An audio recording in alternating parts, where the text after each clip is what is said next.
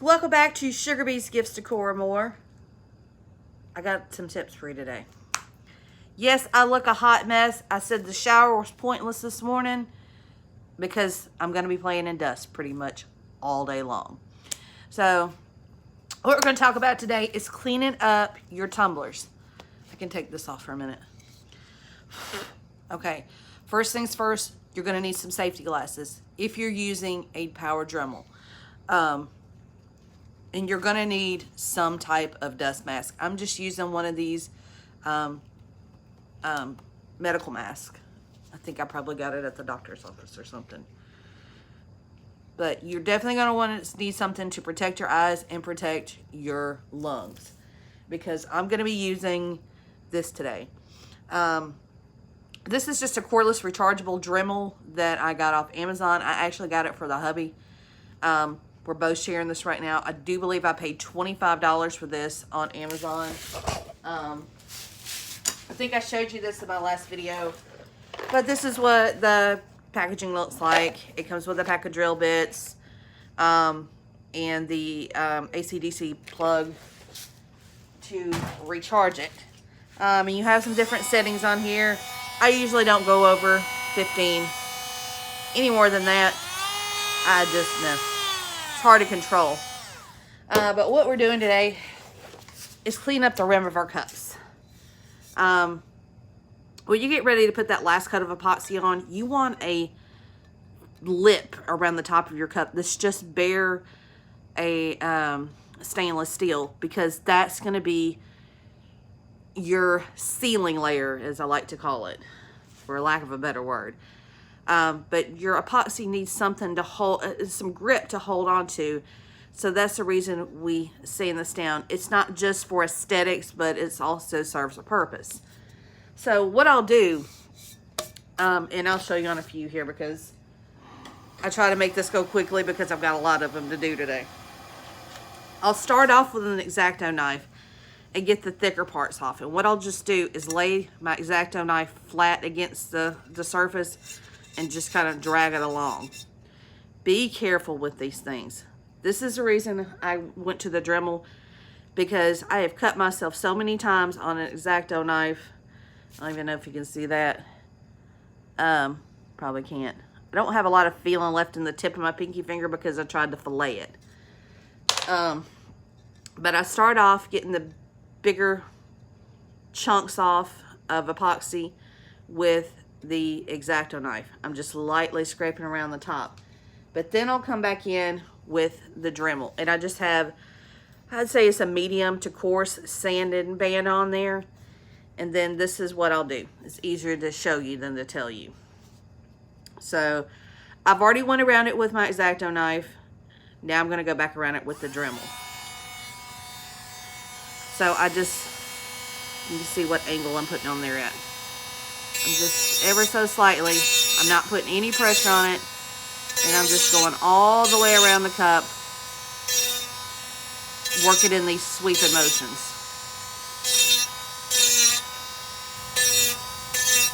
If you just lightly hold it on the edge of the cup, you'll get a nice, crisp, clean, straight edge without even trying. But if you sit here and hold it like this, you're going to eat this cup up. So I'm just holding at an angle, going around. And once I get that nice clean edge around there, then I'm going to go back over the top, just the top lip, and then I'm going to hold it flat. I'm not applying any pressure.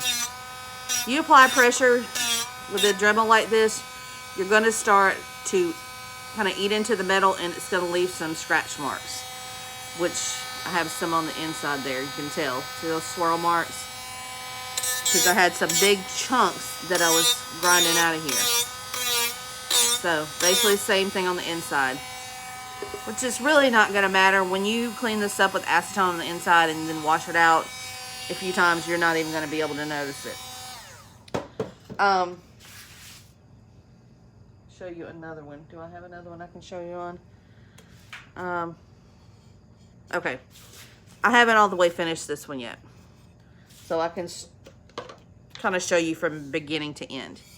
I have already sanded down the sides because we're using a thick chunky glitter on here.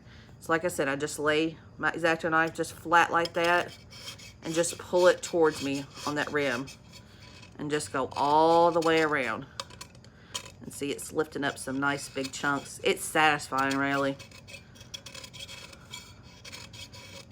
See, I'm just holding it flat. I'm keeping my thumb down here because I don't want to. So I'm keeping my thumb down towards the bottom.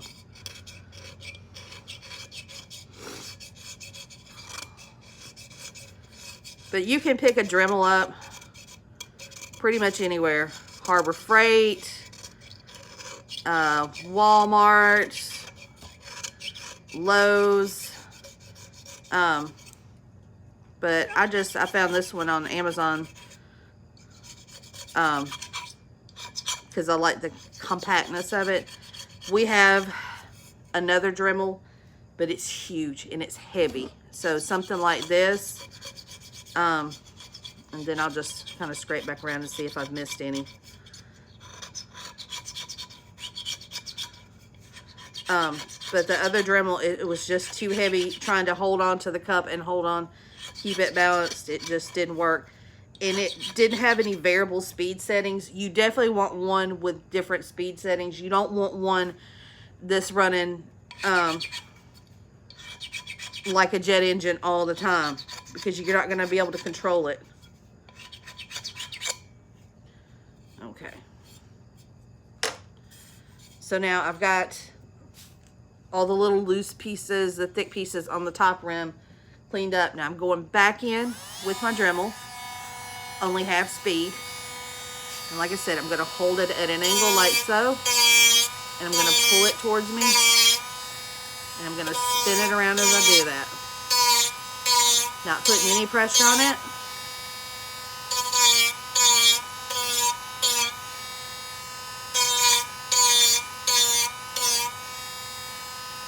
Just barely touching that edge. Like I said, if you hold it at an angle like this, you'll get a nice clean edge with not even having to try. But if you hold it flat against the cup, you're going to start to have some, you're going to dig some of the paint out. I think I already cleaned the inside of this one.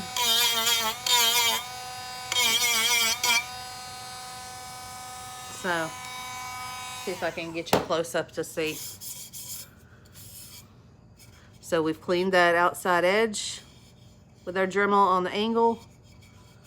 We've cleaned that top rim. It's nice and smooth. I got a little piece of epoxy in there that I see.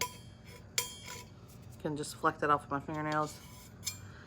And then we've got all that extra of the inside of our rim. Next thing we're gonna do, if you can't find pure acetone in the hardware section, in the painting section, then you can go over to the beauty section, the health and beauty section, and get professional acetone, 100% acetone nail polish remover. They use this, basically the gel polish that you use on your nails is very similar to this 2-part epoxy. So they use this to soak off gel nails, so it will definitely get this 2-part epoxy off. But I buy these knockoff Mr. Clean sponges at the Dollar Tree. They don't disintegrate as much, that's why I like them, and they don't leave a lint residue afterwards, because all these cups are, of course, going to have another layer put on them because we're just sanding them down, getting the smoothest finish we can possible. But I want to clean up on the inside to make sure I've got all that excess epoxy off before I put the last coat on them. So I just take 100% acetone, not too much because it'll squeeze out the bottom. But I'm just going to take that and I'm going to clean out the rim of my cup. Now we're going to do this again after we put the final layer on and we're doing the final cleanup. But then we're going to take it over to the sink and we're going to scrub it about 4 or 5 times with Dawn and a good stiff brush. We want to make sure that we don't have any, and I mean any, residue on these cups before we send them out to the customer. We don't want to make anyone sick. Now, I use KS resin. I just started using KS resin. And once it dries, it is food safe. So, and there's several other resins out there, or epoxies, that are food safe. I do believe Pro Marine. I don't think Alumilite is full-fledged food safe. But you'd have to look into that. So this one is ready to have that last and final coat put on. We've got sanded down the sides. We've got any rough pieces of glitter sticking up. I either use the sanding blocks. They're medium to coarse grit on one side, or they have some that are medium to fine grit. I use the medium to coarse a lot because when I'm using the thick chunky glitter. But you want to sand your cups down. You want to get the best possible finish you can. You want to be able to hold that up to the light and be like, damn, that is a glass-like finish. You want to make these cups look like you went to some high-end store and bought them. That is the goal that you're trying to achieve with these cups. You don't want a lot of dips and divots on it. So sand your cups down the best you possibly can. Make sure there's no epoxy on that rim that could possibly heat up and get down in that cup. Make sure you thoroughly clean them afterwards. Like I said, I have a deep sink down here in my garage that Jamie installed for me. So I make sure I scrub them as much as I possibly can, and triple check myself to make sure there's no contaminants on the inside of this cup. I do the same thing with the straw and the lid before I put that back on as well. And then once I'm done, I wrap this up in a nice little sealed bag so I can make sure nothing else gets in there, and I put a care card in there. But just make sure, however you're cleaning these, however you choose to do it, whether it just be with a piece of sandpaper and an X-Acto knife, just make sure that there's nothing on that edge. There's nothing on that top ledge. There's nothing on the inside of the cup that could possibly cause sickness or irritation to your customer. Like I said, just the tools I use today, the sanding blocks, you can get these at Dollar Tree. Make sure you have a dust mask on at least, if not a respirator, whatever your choice is. Make sure you have safety glasses on, especially if you're using the Dremel. Use care with the X-Acto knife. It's always best to have a sharp blade on here. I did use some orbital sandpaper, but this is not readily available to most people. You can't pick it up at the hardware store. This comes from an automotive paint supply store that my husband gets for me. I used 100% acetone. Make sure you're using some kind of protective covering. And then I used the Dollar Tree Knock Off Mr. Clean sponges. And like I said, the Dremel came from, it's not Dremel brand, it's Avid Power is the name of it. And it's just a cordless handheld sander. I think they call it a rotary tool. But just get those cups looking as nice and clean as you possibly can before you send them out to your customer. Like I said, I always put a care card in here that reminds your customer how to care for their cup, so I don't have any comebacks. On the care card, it just states, do not soak it in hot water, do not put it in the dishwasher, and do not expose it to hot heat or direct sunlight for long periods of time, because we all know once this epoxy heats back up, it's going to start to move around again, and then your cup is ruined. And then we're going to have to start all over, and that's going to be a pain in the butt.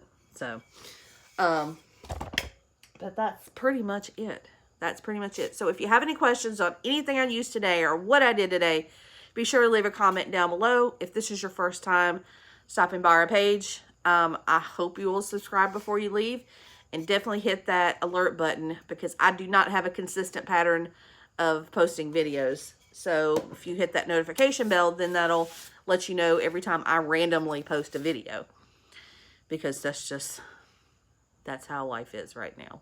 It's just random. But anyway, folks, I've got to get back because I've got to still prep all these, prep all these here on my table so we can get these out the door. So until next time, I hope you have a great rest of your day, week, month, whatever. Until we talk next time.